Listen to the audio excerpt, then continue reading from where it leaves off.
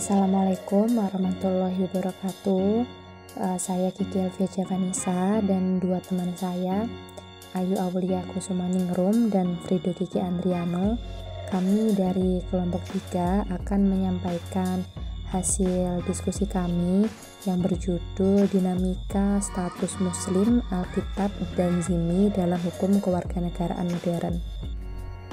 Status Muslim, Alkitab, dan Zimmi dalam hukum kewarganegaraan klasik. Negara Islam merupakan negara ideologis dan dibatasi kewarganegaraannya hanya kepada orang-orang yang tinggal di wilayahnya atau berimigrasi ke dalam wilayahnya. Untuk itu, ia membagi warga negaranya menjadi 2 golongan, yakni Muslim dan Zimmi. Yang pertama, Muslim. Ada 2 persyaratan sebuah dasar kewarganegaraan yang telah ditetapkan dalam Al-Quran Surat Al-Anfal ayat 72, yaitu beriman dan penduduk asli dalam suatu negara Islam atau yang berdomisili di negara Islam. Seseorang yang meskipun beragama Islam namun belum menghentikan ketaatannya terhadap negara non-Islam atau belum berhijrah ke negara Islam tidak dapat dikatakan sebagai warga negara Islam. Sebaliknya, semua orang yang beriman, mereka yang dilahirkan di negara Islam atau telah berhijrah ke negara Islam, mereka merupakan warga negara yang menjadi saudara satu sama lainnya. Yang kedua, ada Zimmi. Zimmi adalah penduduk non-Muslim yang tinggal di kawasan negara Islam yang wajib melaksanakan hukum Islam dan menetap untuk selamanya tanpa melihat dari agama dan kepercayaan mereka. Mereka terdiri dari orang Kristen, Yahudi, Majusi, atau orang-orang penganut sembahan yang lain atau orang-orang yang tidak mempunyai kepercayaan pada agama sama sekali. Bagi warga negara, Zimmi mendapatkan perlakuan yang berbeda dengan Muslim dalam hak dan kewajiban yang diterimanya. Dalam kapasitasnya sebagai warga negara, mereka tidak dapat menduduki posisi strategis dalam pemerintahan, diwajibkan membayar jizyah, dan sederet kewajiban yang merupakan kompensasi atas hak-hak yang dimilikinya sebagai warga negara. Dalam kehidupan bermasyarakat, rumah Zimmi tidak boleh lebih tinggi dari rumah seorang Muslim. Mereka juga tidak diperbolehkan menyerang agama Islam dan memperlihatkan sikap kurang hormat terhadap kebiasaan umat Islam. Tidak boleh menghina Nabi dan memperlihatkan sikap kurang terhormat terhadap Nabi dan Al-Quran. Selain itu, pakaian yang mereka kenakan harus ditambal dengan kain berwarna kuning dan memakai ikat kepala yang besar dan berwarna untuk menunjukkan identitasnya. Dan juga tidak boleh menyerupai orang Islam. Seseorang menjadi Zimmi karena adanya sebuah perjanjian keamanan, yakni dapat menetap selamanya di Dar al-Islam. Ada 2 sebab yang menjadikan seorang non-Muslim menjadi Zimmi. Non-Muslim yang pertama, non-Muslim yang memasuki kawasan Islam dan tinggal untuk selamanya serta meminta jaminan keamanan.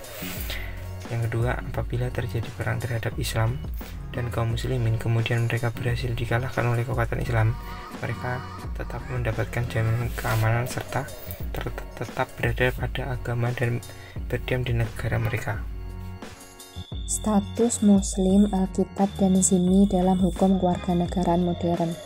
Pada zaman modern sekarang ini, terutama setelah diumumkannya Deklarasi Hak Asasi Manusia, sistem kenegaraan di dunia berubah secara signifikan.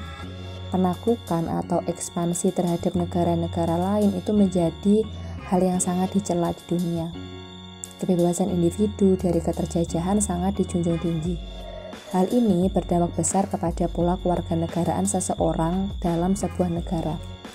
Kewarganegaraan seseorang sudah tidak didasarkan lagi pada kesukuan, ras, dan bahkan agama. Seseorang itu akan menjadi warga negara jika dia dinyatakan sah secara hukum suatu negara sebagai warga negara.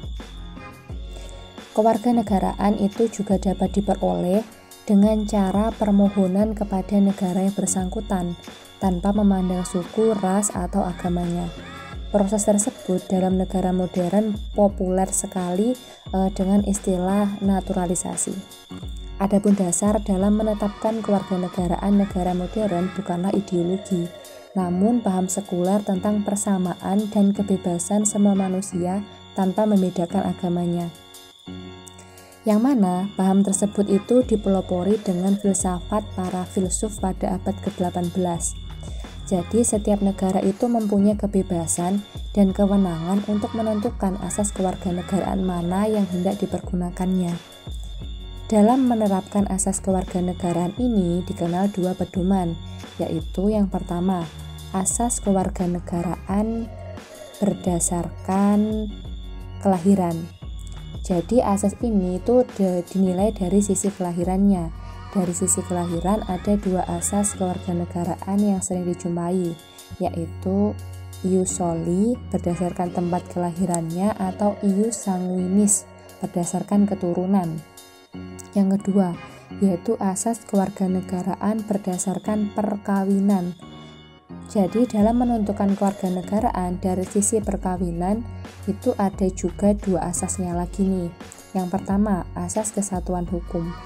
Asas kesatuan hukum muncul berdasarkan pada paradigma bahwa suami istri itu merupakan inti masyarakat di mana keduanya perlu mencerminkan adanya suatu kesatuan yang bulat untuk tunduk pada hukum yang sama.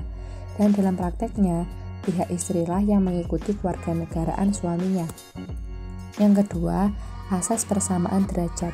Dalam asas persamaan derajat itu ditentukan bahwa suatu perkawinan tidak menyebabkan perubahan status kewarganegaraan masing-masing pihak, baik suami maupun istri. Adanya perbedaan satu negara dengan negara lainnya dalam negara modern untuk menentukan asas kewarganegaraan ini malah menyebabkan timbulnya beberapa persoalan yang mengganggu, antara lain adanya nasionalitas ganda atau bipatrid, tuna kewarganegaraan atau biasa disebut dengan apatrid, dan sengketa nasionalitas mengenai wanita-wanita yang menikah. Demikian yang dapat kami sampaikan pada hasil diskusi kali ini. Jika ada kurang lebihnya kami mohon maaf. Wabillahi taufiq wal hidayah, waridho wa inayah. Wassalamualaikum warahmatullahi wabarakatuh.